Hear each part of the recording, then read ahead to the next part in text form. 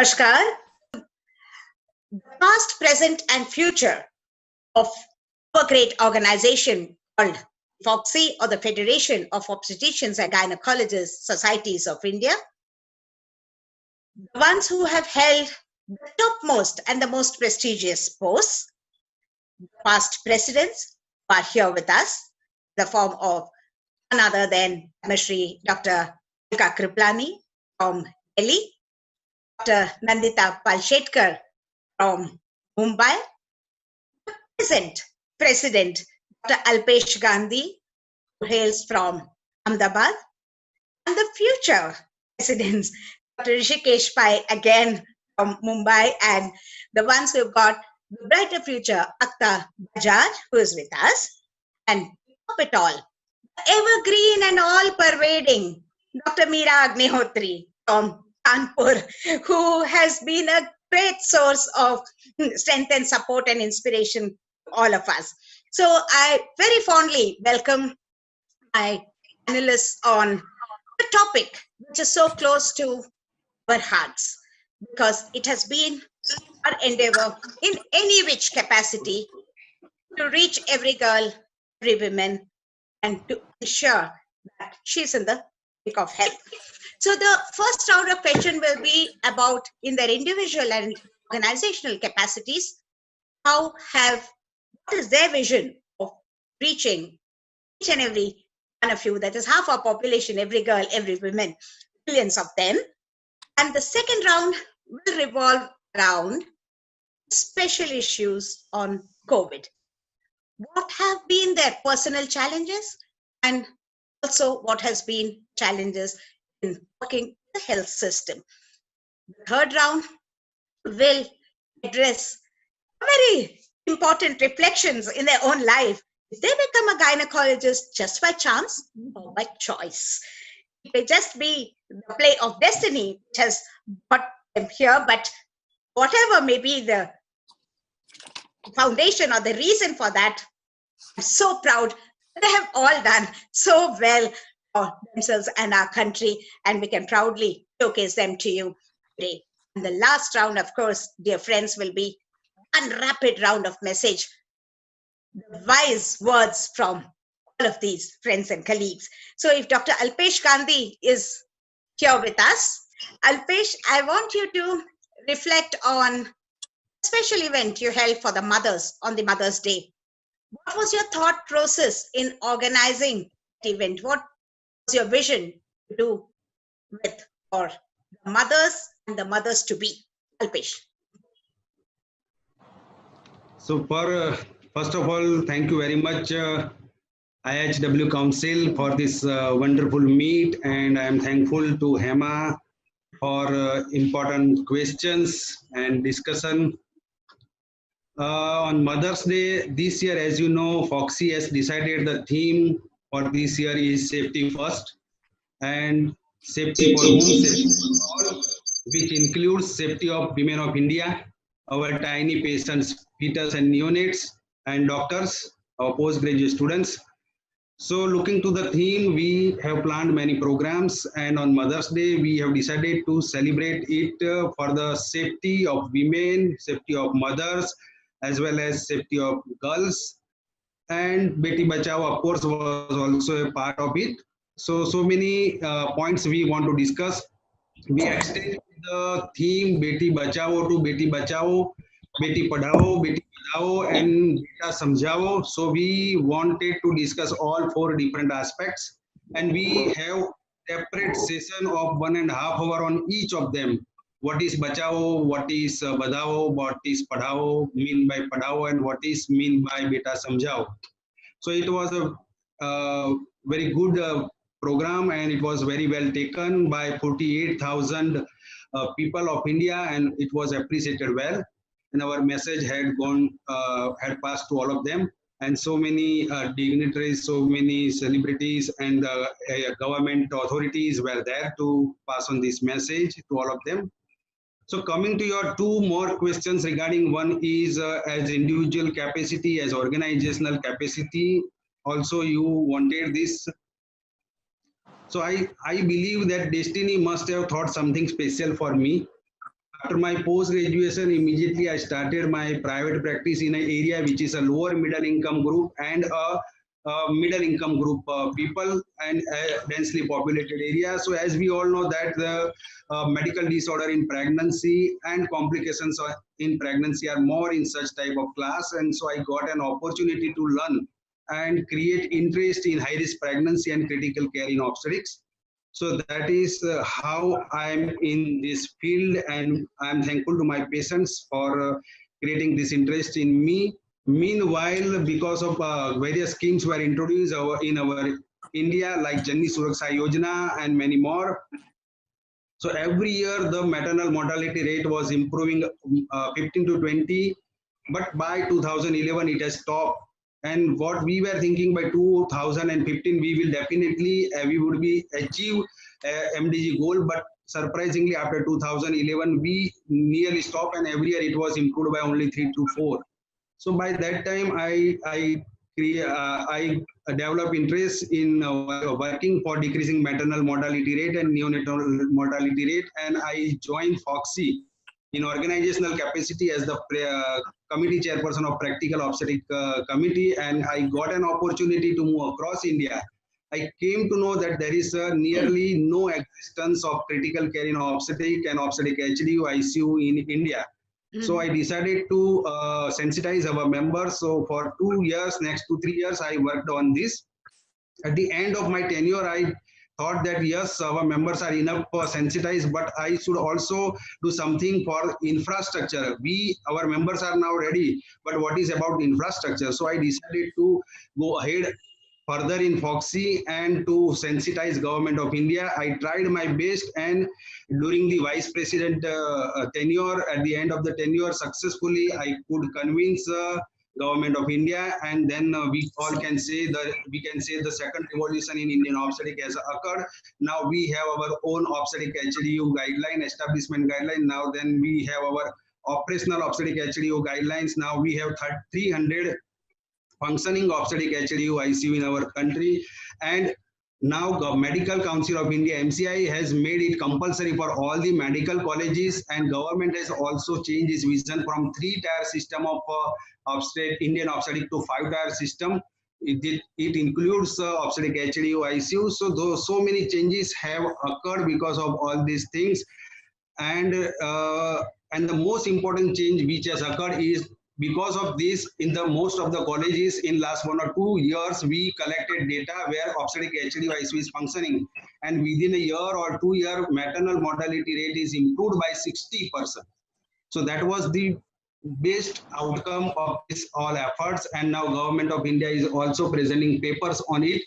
So we could, as an organization level, also we could work a lot, and now fortunately or whatever, unfortunately, we are facing this COVID-19 crisis again as the organizational capacity. Again, I would say destiny must have something for me. I was not knowing when I installed as the president FOGSI, and when I took over from our brilliant immediate past president who has done lots of work, Nandita. I was not knowing at that time what is going to be happened.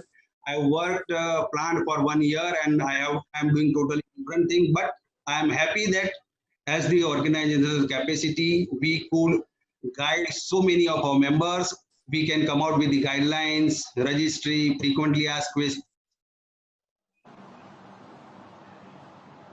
So, Send our so much things can be done, could be done because of the individual and organizational capacity. Thank you. Thank you. Thank you so much, Alpesh. Dear friends, you all have recognized just one lifetime, and there is so much to do, and so much has been accomplished by the person who is at the helm of affairs at FOGSI. So we again thank our parent organization, because as an individual, you can do only this much.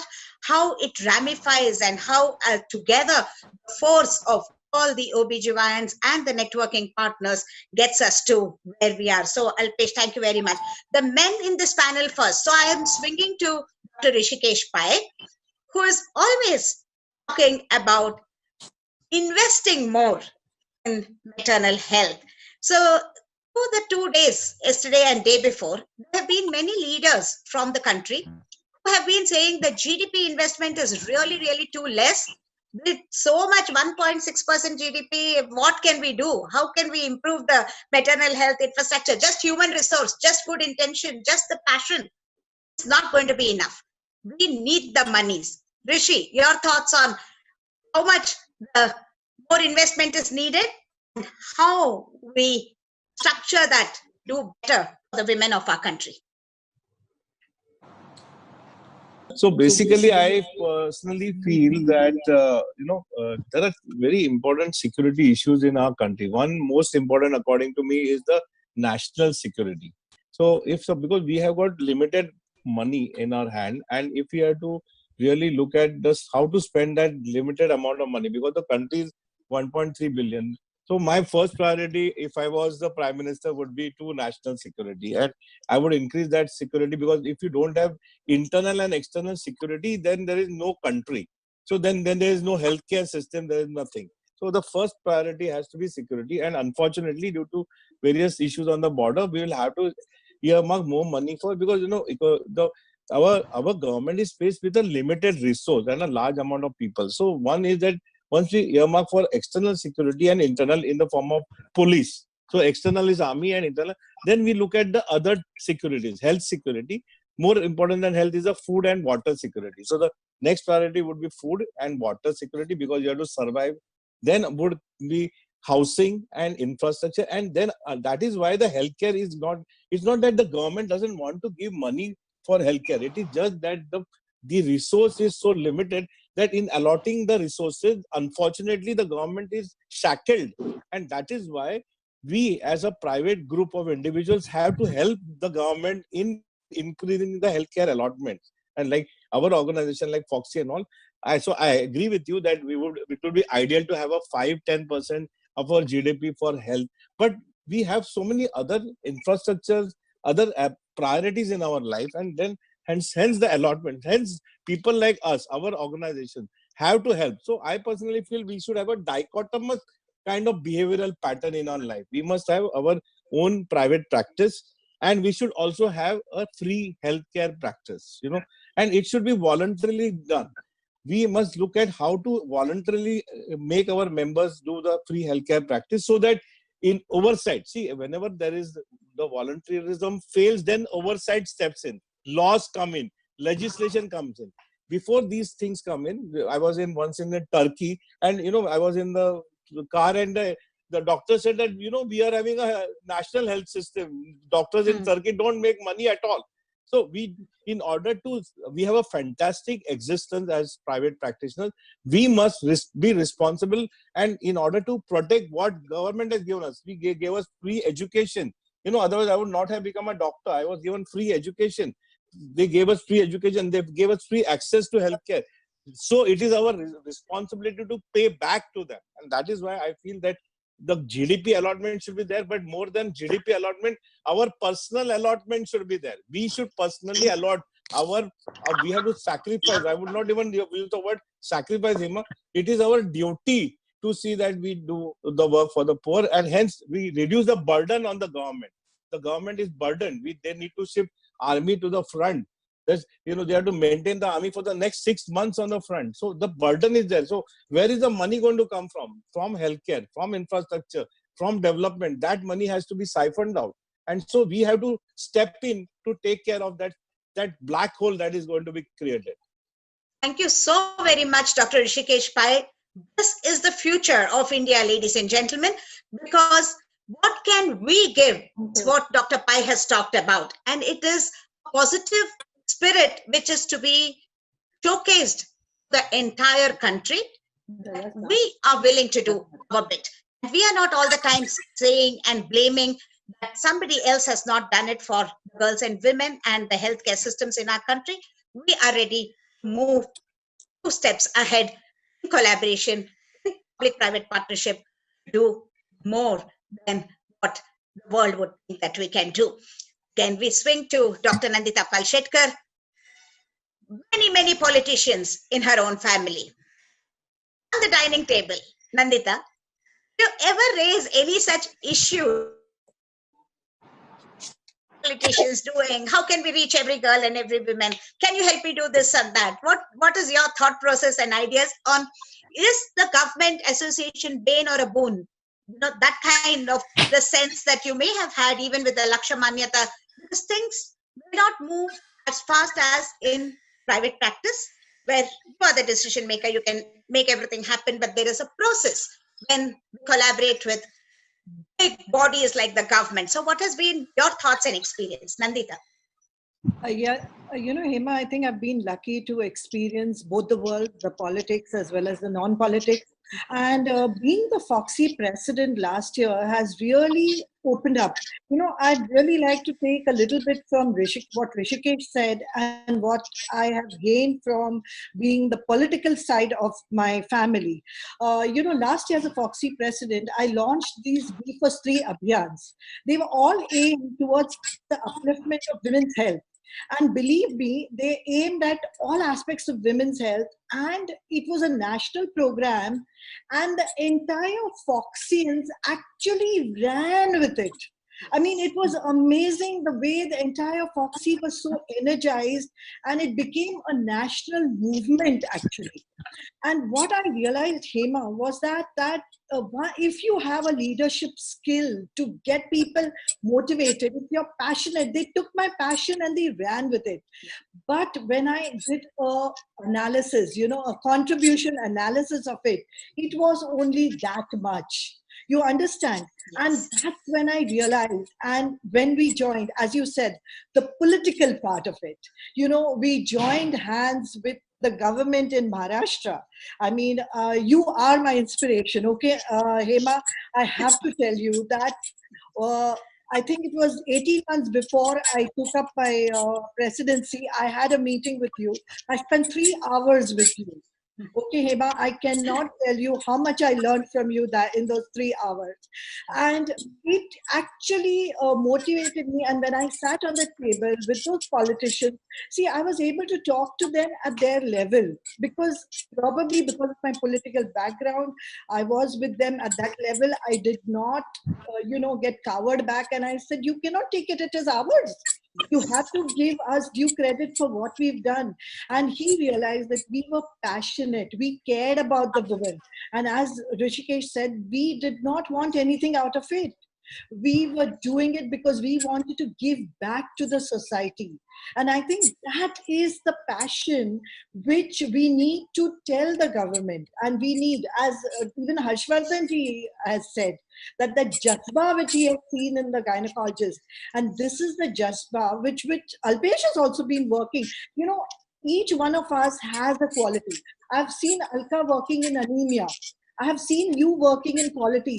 When I attended the WHO conference in Ethiopia, it was all on quality. And that's when I got passionate about your Manyata.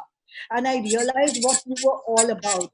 That to bring about these SDGs, to attain the SDGs, quality is so important. Especially now in COVID, we come back to it. I heard of Professor Ravikant talking just before the previous session, and he said that, we are falling short of certain things. We are not doing it properly. We don't know how to doff and don the PPs. It all comes down to the basic thing, quality. So I think our Laksha Manyata is fantastic project, and I think the government and our Foxy together will amplify everything that we do. So yes, we have the passion, we have the jazba, we have the, the people, we have the manpower. You need to join hands with a force which will amplify it to millions. So you need to have a partnership. Sorry. To all the delegates or people watching this show, we can say, here is your powerhouse of the workforce who are most willing to join hands with anybody. Nandita says, politics, but no politics in quality of care that we offer. And her vision has been care of women with dignity, respect, and quality, may it be in the private or the public sector. And she has moved every inch and left no stone unturned, and continuing in her endeavor to make this dream a reality.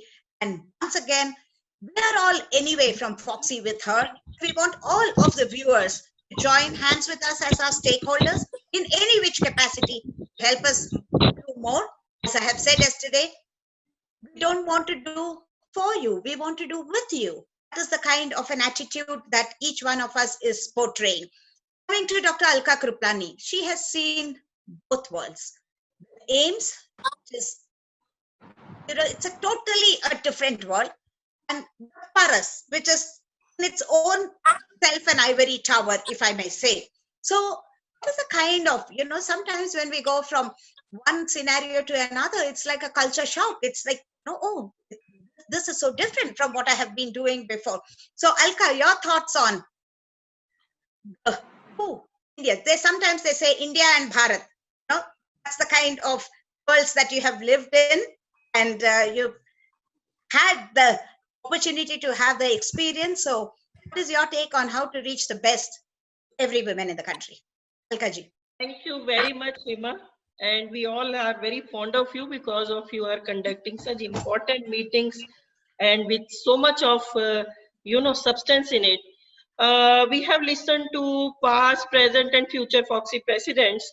I would like to, as you very rightly pointed, as an individual today, when I was in institution, see, a gynecologist, obstetrician's role is in a government system, you are looking after patients.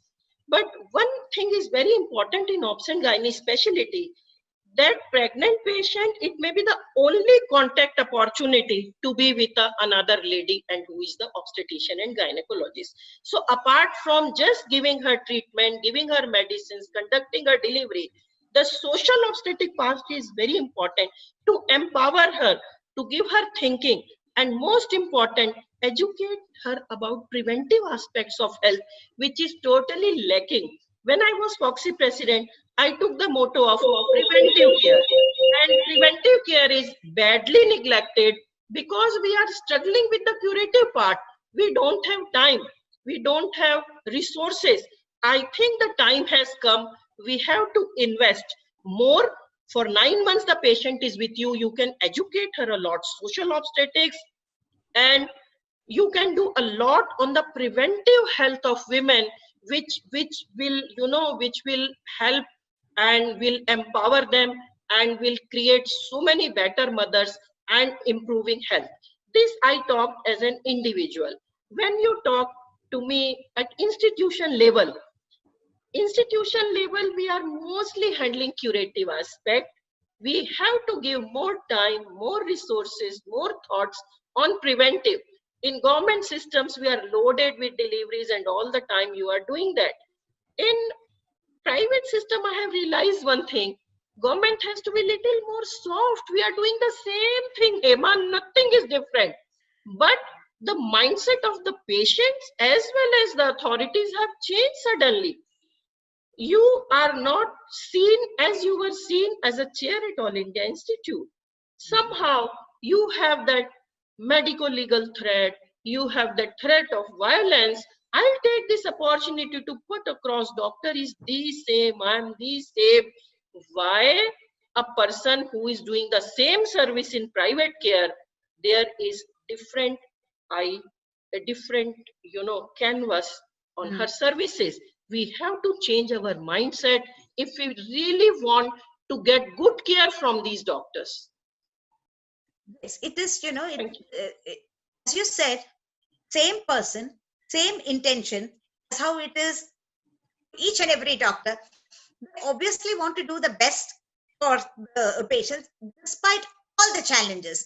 They go stick their neck out and do many things that they're not even, supposed to do in the profile of a doctor, but still attitudes, the moment your profile is changed, how the work doesn't change, but the attitude changes. That's a very, very fine point that Alkaji has brought forth, because it is becoming exceedingly a barrier to offer the best to our patients. I agree with that. Aktaji, in your private setting, we heard your better half also speak at the inaugural. Is there something little differently you're doing in this COVID crisis? Has your experience drastically changed from the non-COVID era to this era? Ma'am, I am attached with the Ujala Sickness Hospitals. As you know, my husband, he is CEO of that Ujala Sickness Hospital chains. Yeah. And ma'am, I would definitely say there is a difference in practice in COVID era and non-COVID era. Earlier, patients were very comfortable. We were very comfortable with the patients. There was a human touch. We had more number of OPD attendants. But now practice is totally changing. Now telemedicine has taken the place, and patients, they like video consultation and virtual OPD. That is, we are doing more. And I would like to tell that Cygnus Hospital is doing 35,000 calls per day for consultation. Yeah. And as far as practices is concerned, I think it is too much of stress for doctors as well, because we have to take a lot of precautions. We are wearing mask all the time. We are wearing PPE kit all the time, and too much of testing of COVID. And every day guidelines are changing, for COVID testing, especially in Delhi. And it is really difficult to get patients tested. And when we are treating pregnant patients, sometimes we have to take untested patients because patient is coming in labor. And I would say here, we are mostly treating underprivileged sector. We have access to underprivileged sector, and women are not very aware. I know COVID ka aajkal bacha sab janta hai, but still people don't have resources, and patients are coming into labor without testing, and we are taking them with due precautions. But definitely there is lot of stress, and practice system is changing, and it is becoming expensive because of lot of protective equipment, I would say. Thank you, Akhtar. How it has impacted the doctor's mindset. And it's not only the 30% increase in the mental health issues to the public, they're saying, but even the care provider is a human being. And that angle has been very well thought out, because economy is hit on one side, inclusive of the numbers and extra investment that we've had to do in practice, as well as trust deficit, which may be probably even more eroded in these times of crisis, because neither the doctor nor the patient is in a good frame of mind. Both are, fuming at each other for reasons known and unknown. So lastly, first round of questions to Meera Agnihotri ji. You have established the WW Foundation. What is this foundation all about? What was your thought process and endeavor at the capacity of collaborating with multiple people? What would you envisage to do looking back, moving forward, the WW Foundation? I agree with most of the speakers, but my say, when I was professor and head of the department at GSVM Medical College, Kanpur, for such a long period, I have seen my working with the government also, and I know the way I was working with the government. We never know when the day started. We never know when the day ended. Day in, day out, we were working, and it was not the day of the head of the department only. All 7 days were the you see, in charge. Head of the department is responsible for everything which is happening in the hospital. So a lot of responsibility, a lot of, but we were doing it very nicely. 7, 8 cesarean sections in the day, 7, 8 deliveries per day or per night. They kept on, just like a machine, we kept on working. And we were never afraid of anything. We have shown the best results to the government. And we have, our department has received a lot of honors about doing it. Now, when I'm in private practice, I understand that the same thing continues. But really, mindset of the people changes. That now it has become paid, now it has become like this. And we are also covered by so many issues out of it. But I personally feel government is doing a lot for us, It is our turn to return back. And when it is our turn to return back, we must not look back, because government has spent a lot on us. It is the usual complaint of the persons, we are not getting this thing, we are not getting this thing. But we must understand what we are getting really. We are getting, even in the private practice, when I'm in the private hospital, lot of support is being given by the government. You thought of any yojana which is there are some or the other support to us. Now, in 2018, when President of India was with us for our WW International Conference, I've laid down this foundation, WW Foundation, which was inaugurated by our Union Minister, as well as President of India. Now this Triple W Foundation was for women health wellness for women empowerment.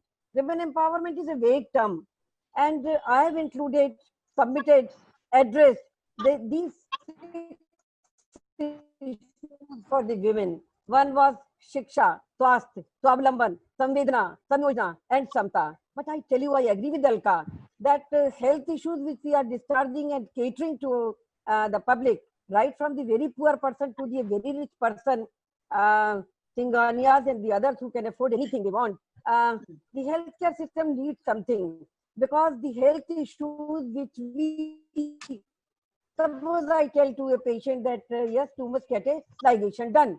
Ligation done can be taken very nicely. Yes, yes, madam. Yes, madam. But when she goes to her home, her mother-in-law will tell, no, you can't get it. You have got only 2 daughters. How can you get it done? Your this family will be like this. Then her nun says something. So our obstetrics is just going beyond the patient. So what I personally feel that the social obstetrics must be a part of these 6 S which I have told.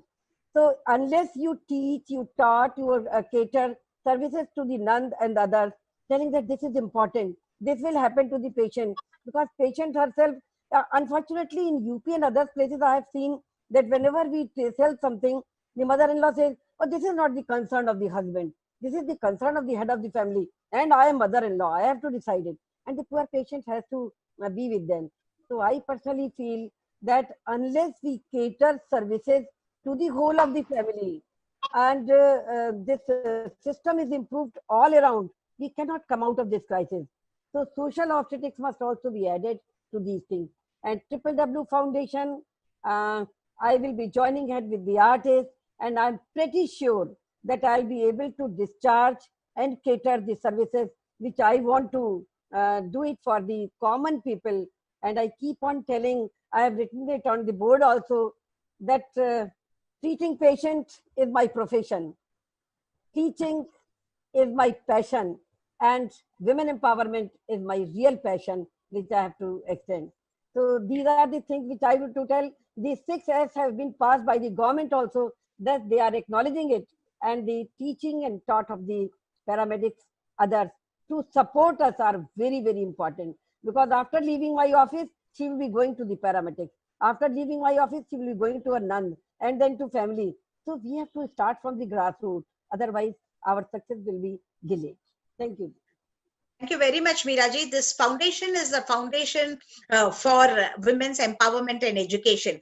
When you say why the neighboring country Sri Lanka has done so much more better, education is a common thread. Why in our own country Kerala has done better than the other? Then again, the education and the decision making empowered women, which is one of the key components in everything else that we struggle to do as the best thing for the patient. So this is social angle actually calls for a doctor's duty, as we have repeatedly said, beyond our technical duties, and that has been very well emphasized. Thank you very much. Now to Rishikesh again. We care, something that you said in the COVID-19 pandemic and the crisis. What is We Care all about, Rishikesh? Actually, We Care is a organization, I mean, the thing, movement developed by the Mumbai Obstetric Gynec Society. First of all, let me say hi to all my colleagues. I had the fortune of, working with all of them. Dr. Alka Kripalani is our Secretary General. Nandita is, of course, been with me for many years. Dr. Meera Agnihotri, the great lady. Every time I see her, I keep on wondering what drives her. Of course, Alpesh is doing a great job. He's lucky because he has got so much digital exposure which none of us had. He has, discovered. And then our young person, Ekta, is there with us, who is now doing a lot of great dynamic work. So all of you are there. And you are, Hema is, actually, do you know that Hema is my classmate from KM Hospital and GS Medical College? Oh, so that's it. she has done a lot of work. I think she is, progressed much more than we all have done. So coming back to the We Care program, this is launched by Rishma actually. Rishma is now the president of the Mumbai Society. And we are, me and Dr. Nozer and even Nandita is there in that, Dr. Jaideep Tang is there, Sarita Sarya, many, Atul Ganatra, all of them are there, Anaita Chavan, who is the secretary. So we are doing, we said, okay, let's do something because, So the most important thing is our healthcare workers. So we decided to help our healthcare workers, and we identified and we asked all the heads of department of various colleges, the COVID hospital like Nair, Sayan, JJ, and Cooper, Kama, all these Wadia hospital, and of course the KM hospital. So, and as we told them, tell us what you need, and whatever they told us, we supplied, and we have also additionally supplied to 5-6 more peripheral hospitals. The need is tremendous, there's, and they are all our like our children only, they are young people, and our colleagues are there. So there's no end to the need. The need is endless, as I told you. That it's like I feel like even if I take out whatever fixed deposit I've kept for my retirement, I can give them all, and there is still going to be. I would like to tell you that this is one thing which our Indians lack a lot. My brother-in-law is a gynecologist in USA, and he tells me that even the poorest of poor American, they donate money. Every Sunday they donate money during the church. They donate money. Maybe they will donate $5. In India now, we don't know what is donation. Majority of Indians, they don't donate for others. And this, we need to change this. We have to share our wealth, There's a something called Piketty, where he's written on capital, a book on capital, and he has found that majority of the wealth is in the world is owned by only few people, and that they are becoming richer and richer. And so that's how the concept has come to create a tax on the wealthy. There has to be an additional wealth tax created. But if you look at Ted Turner, when Ted Turner sold his broadcasting organization, he got $2 billion. And out of the $2 billion, $1 billion he gave to the United Nations. Imagine giving half your wealth as donation. So that kind of system has to come into our mind, because I see doctors and all saying, what is this? Why this? But we are a community which got a fantastic deal from the society. We are educated. Every one of us has got a house. We have got a car. We can go for a foreign holiday once in 2-3 years. What more you want from society? So it is our time to give back all the time. You have to sacrifice. So many people are, they don't have 2 meals a day. So we have to, sometimes I feel I should stop eating 1 meal a day, because it's so that I can understand the starvation what others are having. So it's very important to do all these things and sacrifice ourselves. Yeah, thank you, Rishikesh. Again, in the spirit and the joy of giving, the generosity of Rishikesh, again, having 1 meal a day is a good change in lifestyle. I think Alka ji was talking so much about the preventive care. So I think that will ultimately, in your spirit of giving, it will help you also. So it's a win-win situation for both concerned. So that's a good thought. Now, Alpesh, I know of the fact that you have brought some data to the table, collaborating with UNICEF, getting hold of really what the plight of some of the hospitals in your own geography of Gujarat are in the COVID-19 crisis. What is the kind of insights that you've got from that study? Thank you, Emma. During this lockdown period, we have seen that the essential healthcare services is hampered.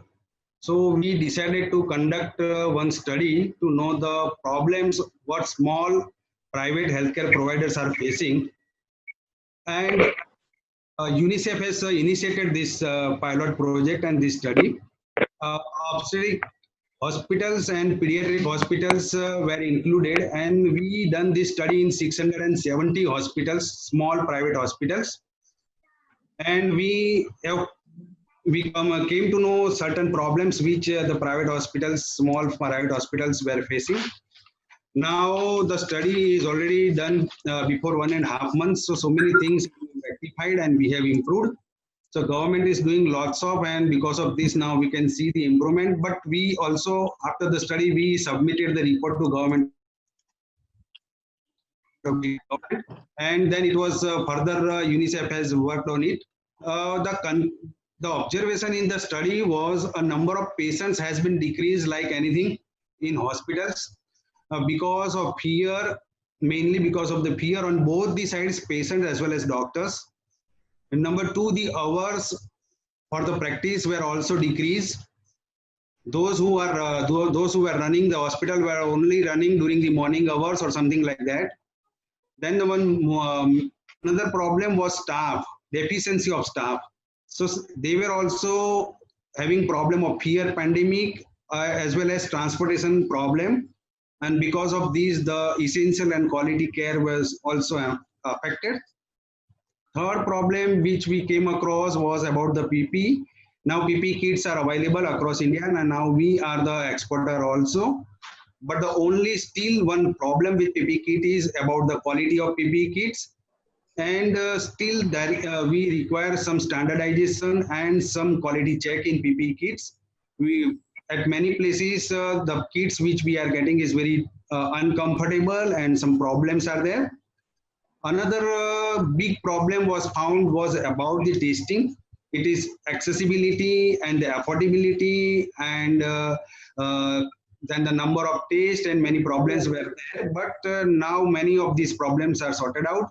But the still in India, 30% of the districts where we have improved a lot. Now we have 950 laboratories across India, those who are doing tests, but still in 30% of the district, no laboratory is available which is doing these tests, and they have to send these tests to the higher center. Suppose from one place like Nasik, just for example, I am telling, they have to send the report to Mumbai or Pune, and the report, it takes 2 to 3 days, and so many problems are there. So this is one problem. And now affordability was also one problem, because suppose in smaller places the delivery charges was 10,000, but because of the laboratory test of 4,500 rupees, and because the PP kits, 2-3 PP kits, because it's a team involved in delivery, so it also affected affordability was the problem. Rapid test kits were not available, now it is available. So there are many problems we have found that, and one more is I would suggest that public and private, we both are working as one unit. Government and organizations are also working as one unit. Private small hospitals were facing, and all were facing problem of stigma, which is now nearly rectified. But the one problem is we need to look after non-COVID patients also. And for that, private hospital, small hospital has a big role. More important is 60 to 70% COVID patients are asymptomatic, which are also seen by the small private hospitals. And that is why they also are the corona warriors. So all are the corona warriors. So we should be considered that all are working as one unit. And now, of course, prophylactic and many other problems were there. There was a long list. I don't want to go in detail of it. But the more important thing is now in post-COVID time, we need to be more cautious and watchful.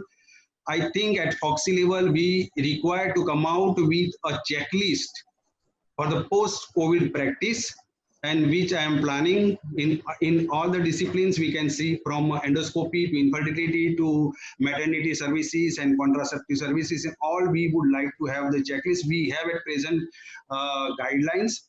And I think what I can see is now the hand hygiene and respiratory hygiene will become nearly the permanent thing in post-COVID time. And fumigation, frequent fumigation is required, which I see that it will also be a permanent feature in the post-COVID. And actually, I would say we do not know when the post-COVID time will be. It's an uncertainty. We can say the unlock time, post-lockdown time, but it's uncertain and it's a long time. So post-COVID time, when it will come, I don't know. But it's a difficult and long fight. We all have to be prepared for all these things. So this was the small study which we have conducted, and government has also accepted the study, and lots of improvement has been done. So thank you, government of Gujarat also, and UNICEF also, for this improvement and acceptance. Thank you, Alpesh. This was very, very insightful, and also is already thinking of a checklist which will serve as a ready reckoner for all the practitioners. And ours was one of the first professional organizations in the country who came out with the good clinical practice guidelines, the GCPR, which was within a month modified because the thought process started changing. And this is the first time perhaps we're all seriously looking at the recommendations and trying to follow it, because there were so many things which are occupying our shelves, and we seldom look back because each one of us do our own things. Now, Nandita, since many are watching us, what is your advice to the women out there who are now planning a pregnancy and want to seek help from you for the assisted reproductive technology?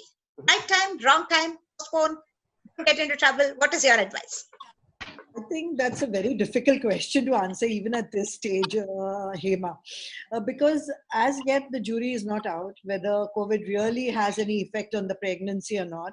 So far, whatever studies have come out of China or all over the world, and whatever we have from even from our country, do say that the fetus is not affected. It does not affect the child, and we don't have any, advisory to our women. Don't get pregnant naturally. So obviously, I personally feel, because I have every day there's a patient calling up, Hema, with the Yes. question that you asked, Doc. I'm getting older. I want to have a baby. It's getting late. I mean, it's already 5 years since my marriage. I want to have a child. So I think it is our duty as a doctor to maintain the safety of the patient, safety of our healthcare workers, and safety of the doctor. And now, at least in a lot of cities, at least in Bombay where I'm practicing, Delhi where we are practicing, the testing has become available. So we are definitely testing our patients, and we have started them on cycles, and we have opened up our centers to make the facility available. We are taking a lot of care, Hema. Our staff is being quarantined for 15 days. They are staying at the hospital facility. They're not going home because they should not travel by public transport. Yes. And I don't want them to go back and forth. Then the hospital is being cleaned. The patients are being tested. The doctors, if they are exposed, there's a triage questionnaire. So we are taking a lot of care. The face shields, the face mask is on every patient that enters. Every doctor is using it. We did have a case where one of the patients turned out to be positive, and she had come to the hospital every day for injections. Yeah. So we realized that we had taken all the precautions. We quarantined that staff nurse who was giving the injection. She was tested and she was negative. So, all those precautions have to be taken. And in the lab, let me tell you, studies have been published so far is that the eggs, the embryos, and the sperms so far have not shown infection and multiple washing. I think that's going into a lot of details on this platform. But IVF is proven to be safe if you take precautions, and the labs are all air filtered. We have HEPA filters, we have air handling units in all our labs. So I think it's a much safer environment. So yes, I would advise the patients, if the clinic is very comfortable, that they are taking care and they are a COVID-free. I think COVID-free IVF center. I think you can try it. COVID-friendly IVF center, where there are all these precautions. This, many people are asking, and they would have definitely taken two words of wisdom from what you have laid out. Hema, on the other side was one person who was on the cycle, and she said, "But doc, what if I get COVID during pregnancy?" I said, "Listen, you can delay your treatment by 6 months to 1 year because we are not sure." I mean, if you become pregnant and get COVID, I really don't know what might happen or what might not happen. So you need to, it's difficult. I know I'm pushing the onus onto her, but that is something. Nandita, as OBGYN community, some of you who are in the fertility practice can make these choices for your patients or can help them make their choices. But so many of us in the obstetric practice, another 20 million deliveries have to happen in the country in the next 6 to 7 months. That is the UN data. So we have to anyhow deal with it, because everything can stop during the pandemic, but not the menstrual cycles and not the Hema, can I? pregnancies. Yes, Rishi. Hema, can I? Yeah. So Yeah, please. basically, the other aspect that has to be looked at is that we are going into a lot of financial difficulty, because though the delivery is a base of all our thing, but not, because I was even talking to the pharma that the chronic, the dispensing is okay, but the new medicine, they are not. So the incomes of pharmaceuticals has also dropped down. Right. That can percolate into difficulty in sponsoring our CMEs, etc. as well. We will have a lot of financial difficulty, lot of hospitals, because we are also MSMEs. So unfortunately for us, the government has sanctioned for us MSME. For example, we have applied for a loan immediately. 30 lakh loan you are getting if you have got a proper turnover, so which can be paid later on, because we have to also look at the payment of the employees. So the incomes have dropped down. So the same problem which the factories are facing, the same problem doctors, because doctors, medium size and small size nursing homes are like small factories only. So they are also facing this problem. And so the next 2 years, we need to focus on how we are going to support our own doctors. There may be financial, a lot of doctors have also taken EMIs. They are going to face financial problem. And I hope that Dr. Alpesh, our present president, will also think of these things, because these are going to be a big issue in the next 2 years. Rishikesh said present, we have thought for the insurance scheme, you know that very well. And right, yesterday only it is come and it is the best scheme. Rishikesh, even the patients having problems, so they are not getting. That's what I'm saying. So the elective practice, even Dr. Alka Kripalani, for example, if there's an endometrioma, they'll say, "Acha, nahi, we will postpone it to after 5 months." So the elective practice, which is a very important practice. So we have to talk about the finance also. I think this is a very real and an important point you have brought forth, because despite anything else that is happening in our lives, we are expected to provide service, and most of the times free service, most of the times concessional service. But then our outgoing payments, etc. This is also another angle why the private practitioners are looked at with a different lens, because they think that we don't have the problems which the other sectors and segments do have. So this is a good viewpoint that you have placed, Rishikesh. Alkaji, he told about postponing cases. Maybe just a few weeks back, we were reluctant to do the laparoscopic surgeries, because we said aerosol producing procedures and GA, etc. And actually, some of the surgeries were pushed ahead because the patients were very keen.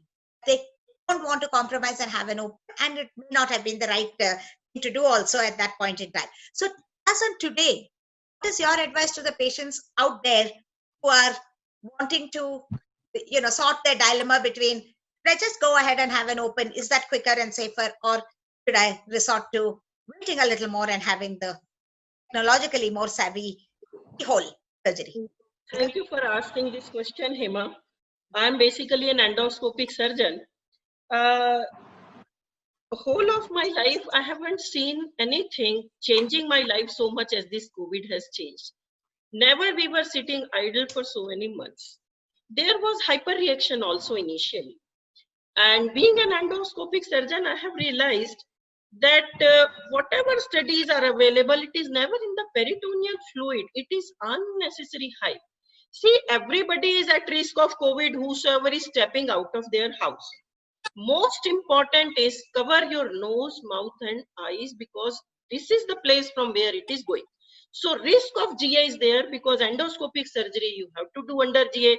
But when you ask me, doing laparoscopy or hysteroscopy, it is not in the peritoneal fluid. It is not so. For past few weeks, we have started our elective surgeries, but the issue is, initially, patients were requesting, when government was putting a danda of lockdown, they were anyhow coming and getting operated, are willing to get operated. Now patients are scared. They come and they ask me, Madam, I need surgery, but mujhe COVID to nahi ho jayega. To looking into eye to her, I say, I don't know. I can't guarantee. But all these twisted ovarians, ectopics, and today also I did one cesarean scar ectopic. All these surgeries we are doing endoscopically, taking all precautions. I would like to make one point here. We are fearing so much in the OT. I am doing endoscopy, whether there will be transmission of COVID. Simple transmission in country is happening because very few people are following real social distancing. We are renovating house, so I have to go to market. Every place I go, their mask is below the chin. I tell him, bhai sahab, mask theek kar lo. He says, madam, abhi to apne log hai aas paas. Ye apne log, what is that apne log? They are going to people, then they say, my nose is irritating, my ears are irritating. Nobody is following proper. And I tell you, the most important is covering your nose and mouth, which our mask is below the mouth. General public says we are not used to mouth. And in poor people, you see, they are in the gathering, they are not. These people are spreading. In my OT sister positive corona, my labor room sister positive, they are not getting from hospital. They are getting from places they are living where they are not using masks in the surrounding area. They are not able to or not following social distancing. That is a big problem why COVID is expanding like anything in the country. So we people are educated. We have to educate people much more for social distancing. Yeah. Thank you, Alka. I think every opportunity, like how you said, even in the market, you didn't stop telling people what they should be doing, because many more people telling like that, then it probably gets re-emphasized, because the attitude of apne log, because there is so many advertisements going on and everybody is actually putting up the posters and saying, but the real message has not probably gone in Yes. to their heads. So there is a gap there. Akta, coming to you. Covid non Covid सभी भेलपुरी जैसा mix होके आ रहे हैं patient under privilege, तो आप कैसे संभाल रहे हो, कर रहे हो? Ma'am, actually, we are trying to test patients when they had to undergo some surgery. And like Dr. Alka said, when COVID hit the country, initially we were not doing elective surgeries. But we cannot postpone it forever. One day we have to start elective surgeries also. And definitely we are always doing emergency surgeries and semi-emergency. But there is definitely a lot of stress and there is fear for patients, for doctors, and patients are scared when they come to hospital. They will catch this deadly virus.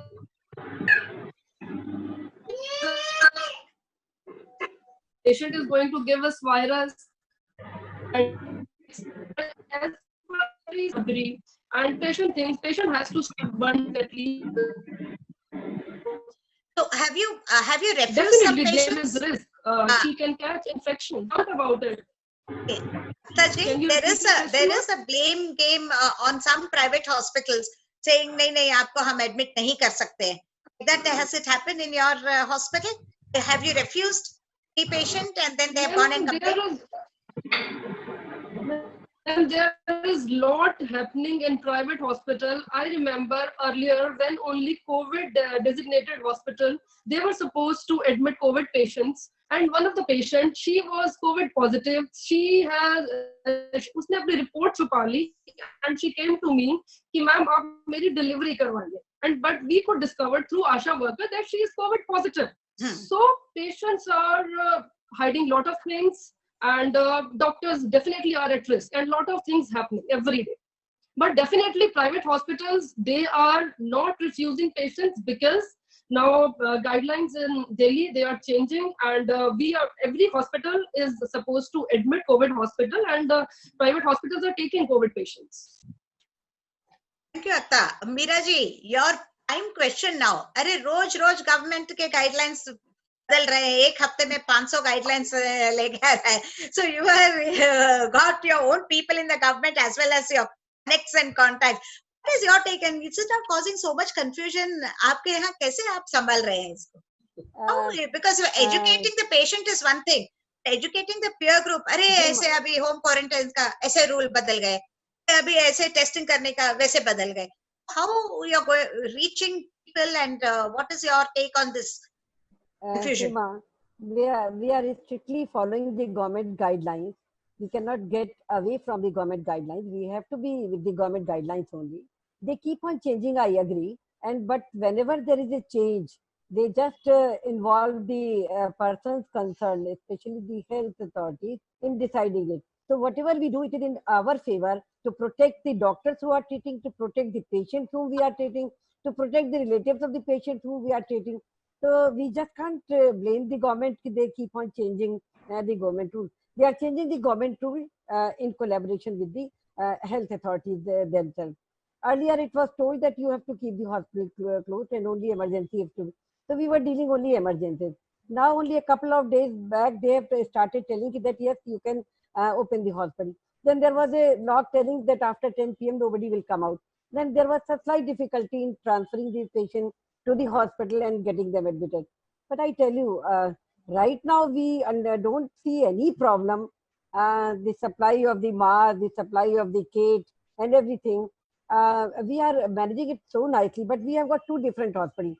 COVID hospitals are different and general hospitals are different. Only a couple of days back, 2 hospitals were converted into COVID hospitals, and they were asked not to admit the normal patients. And the hospitals around this hospital, they have also complained that if this congested area gets a COVID hospital over there, then other hospitals are also involved. And that is how it was shifted to some other place. Now these COVID patients are very properly taken over. The administration is taking care like anything. And you must have seen that in Uttar Pradesh, the situation is handled very nicely, and things are coming to the normalcy very soon.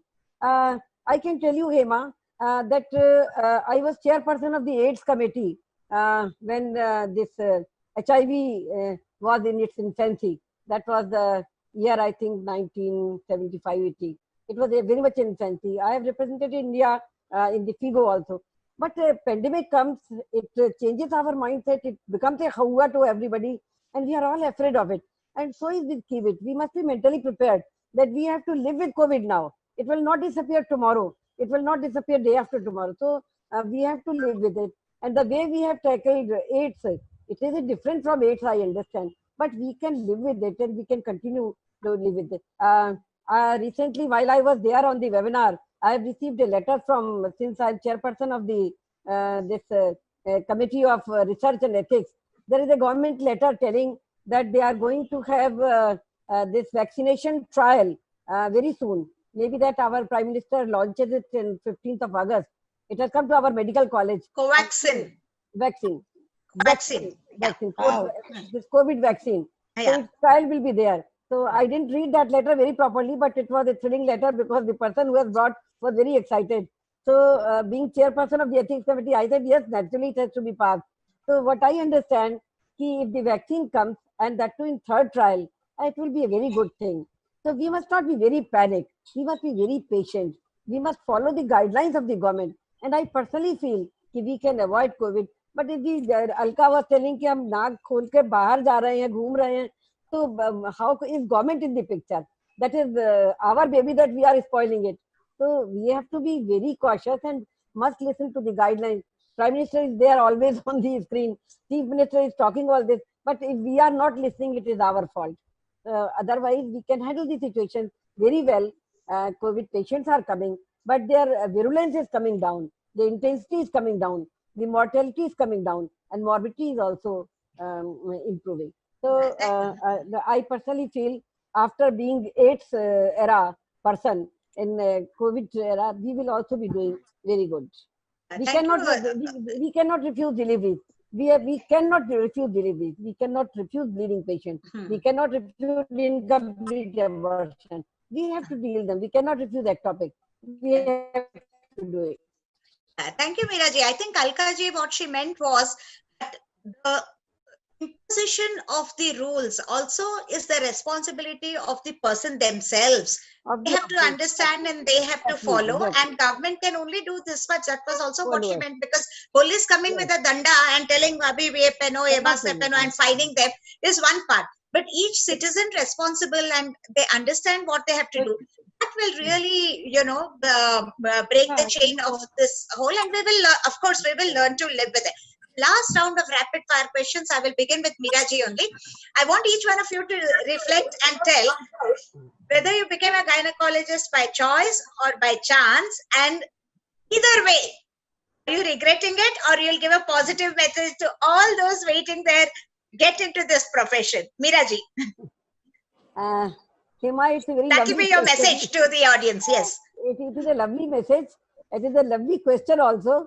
By chance or choice, I will say both ways. By chance and choice. My uncle was a doctor, very good doctor, and one of my aunts was a member of parliament in those days when I was 10 years or 11 years old.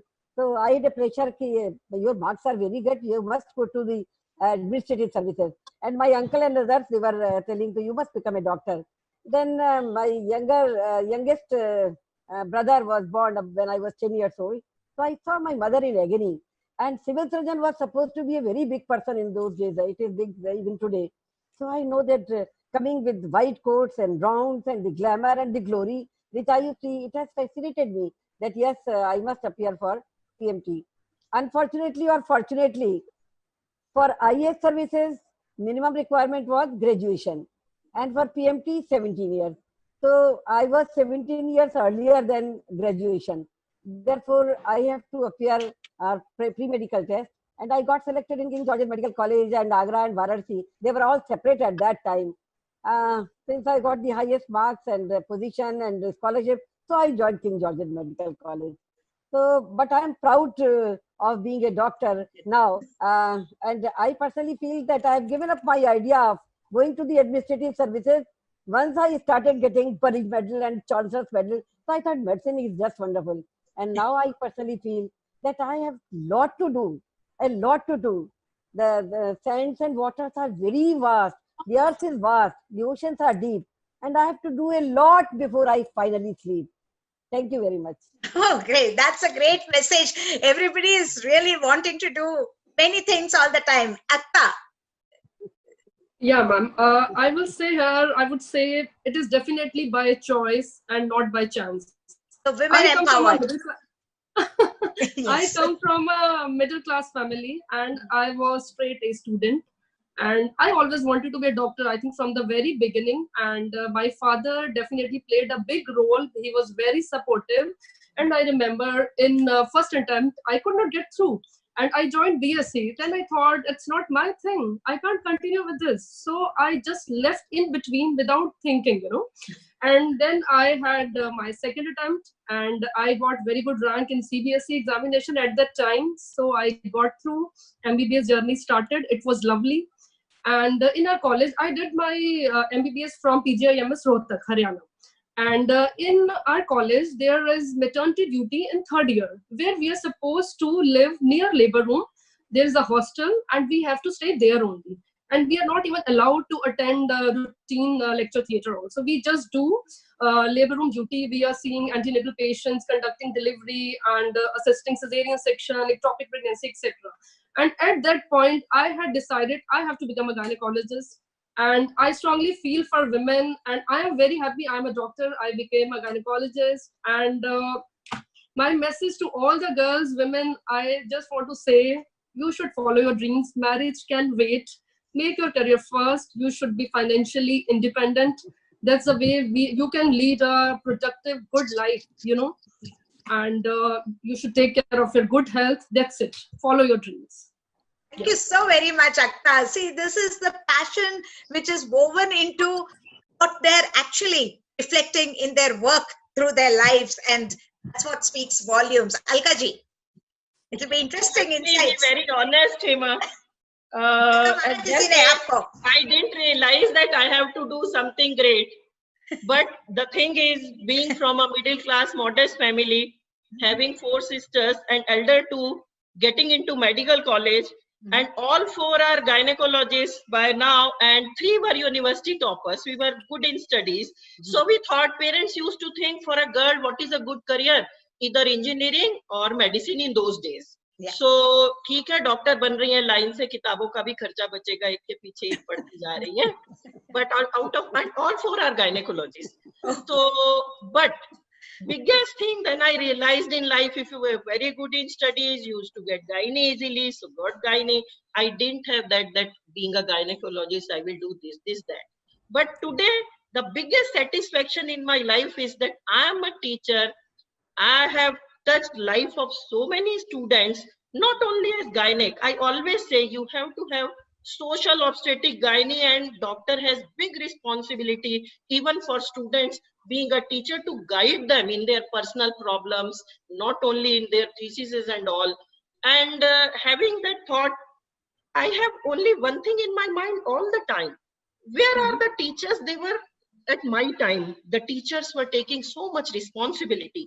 So this thing always haunts me. What will be the next generation? We are not giving enough to teaching and training. Yeah. Teaching training is getting, commercialized so much. Nothing wrong in it. But what basic training we are getting in medical schools, we need to have good role model teachers more and more, to be, having role models for younger generation. And I think that became my aim somewhere. And I'm very happy and satisfied that I did my duty so honestly on that ground. Thank you, Alka. I think, your point about dwindling role model teachers is so correct. But we have the technology today. All of you role models are at one place, being seen and inspiring so many who are seeing us. So even though the numbers are few, everybody has an opportunity to see and hear them and learn from them. So that is, when something is minus, many other things are plus. That's how I would look at it. And we are proud to have all of you as assets in our organization for the community and the society. Looking at Nandita, anybody would think, oh, she is our diva and the glamour girl in the beauty with brains and this, that. You should see the kind of admiration and the comments that she gets from generation next as well. So Nandita, what was your background? Dance or choice? I think I want to take inspiration from Mahatma Gandhi, who actually said, the freedom movement of India, he said, was his destiny. So I would like to say that OBGY actually was my destiny. My parents always wanted me to become a doctor, right from when I was a 5-year-old, ki ye doctor banegi. So it was ingrained into me ki main doctor banungi. So there was no question about it. I went into medicine and, I got into gynac also. And then at that point in my life, it was fantastic surgeons, C.N. Purandre, we had JJ, we had Shirodkar. The legacies which were there were amazing. Sareya, Shirodkar. And there was technique versus technology. Technology was this fantastic IVF and, fabulous, futuristic, totally. So I really had to I was confused. Oh my God, what fabulous surgical skills you can really do. And then, of course, I took a path which was less trodden. I followed Dr. Rishikesh Pai over there and I went into IVF. And the best part about that profession is you see this little life which you've created under the microscope. It's, cells. And then I love to deliver my patients. When I do a cesarean and that cells comes out as a human being, alive, kicking, crying. Lovely. I think that joy you cannot get in any profession.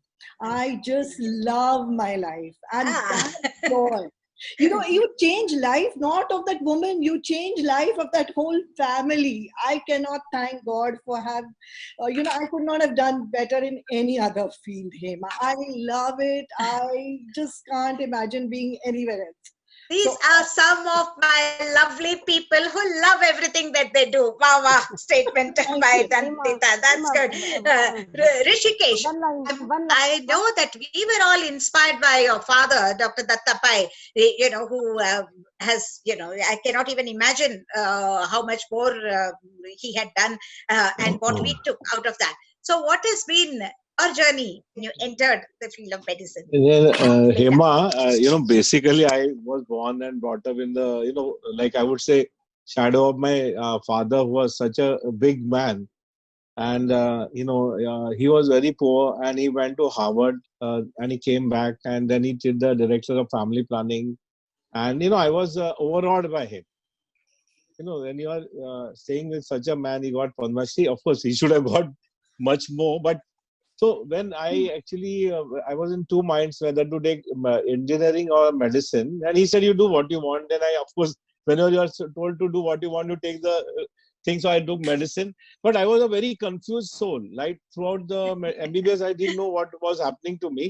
Then again at the MD level, I wanted to take preventive medicine. He was the head of department. I got highest marks in PSM. And I said that I would like to take PSM. So he told me that there is no money in it and people will not respect you.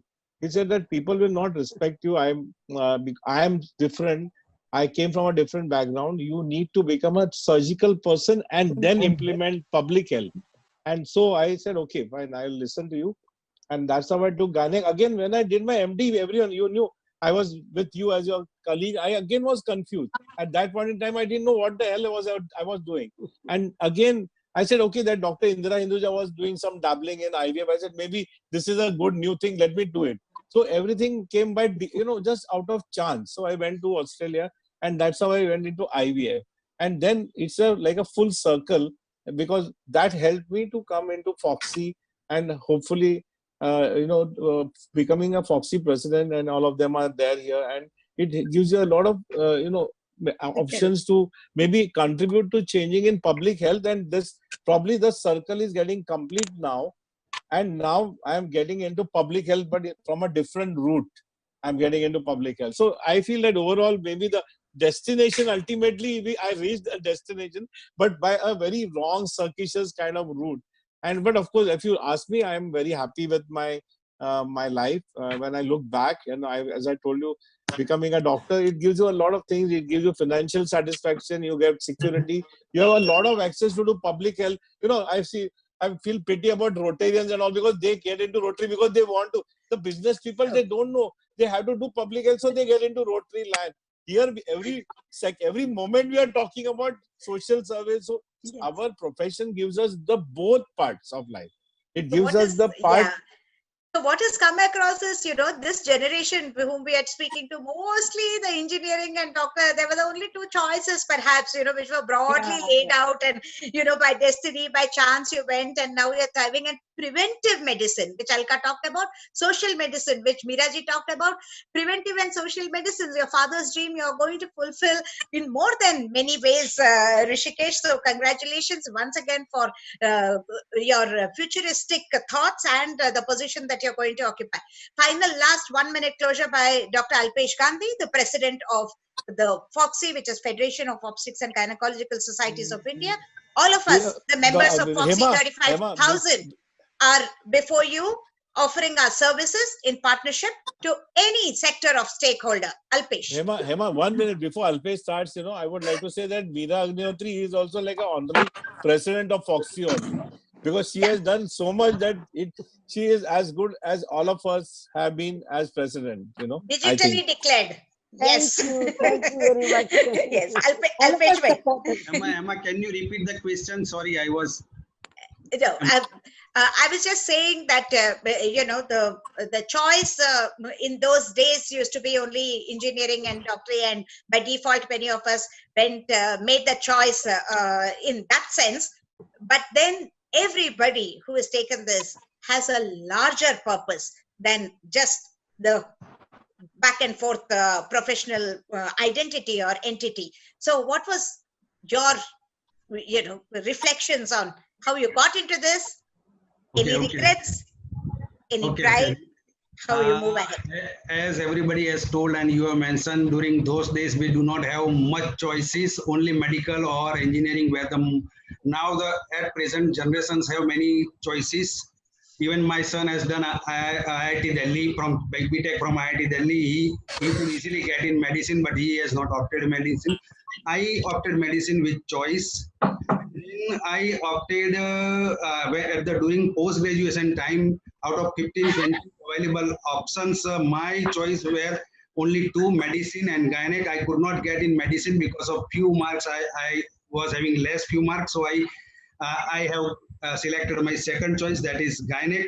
And today I am happy, I am proud that I could take care of so many thousands of women, to bring happiness and joy to their lives and their families, and I could work to decrease the maternal mortality of our country. I can get an opportunity to work for the obstetric HDU, ICU, and I could also get opportunity during this COVID-19 time to continue the essential maternity services, abortion services, and family planning services, and many more things. And now I wanted to work for the supporting aspects of the critical care and high-risk pregnancy, that is making blood components available across India, because in 30% of the medical colleges, 40% of the medical colleges, it is not available.